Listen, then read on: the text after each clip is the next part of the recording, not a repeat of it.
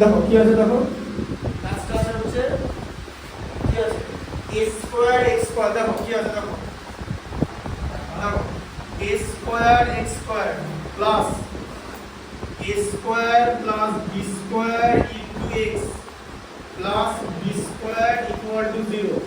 ঠিক আছে, আচ্ছা b স্কয়ার ইকুয়াল টু 0 আর a নট ইকুয়াল টু 0 আছে। এটা হচ্ছে ইকুয়েশনটাকে স্যাটিসফাই করার জন্য নেসেসারি কন্ডিশন। ঠিক আছে, আচ্ছা এবার কি করবে, বললাম যে দুটো তোমাকে কি করতে হবে, ব্র্যাকেট রিমুভ করতে হবে। তাহলে কি হবে, a স্কয়ার x প্লাস এদিকে b square x plus b square equal to 0। ঠিক আছে, আচ্ছা x প্লাস 1 x প্লাস 1 থেকে a স্কয়ার x কমন নেবে, x প্লাস 1 হচ্ছে, আবার এখান থেকে b স্কয়ার কমন যাবে, দুটোর মধ্যে b স্কয়ার আছে, x প্লাস 1 হবে। ঠিক আছে, আচ্ছা তাহলে দুখানা কি বেরিয়ে গেল, একটা x প্লাস 1 বেরোলো আর তার সঙ্গে a square x plus b square বেরোলো ইকুয়াল টু 0।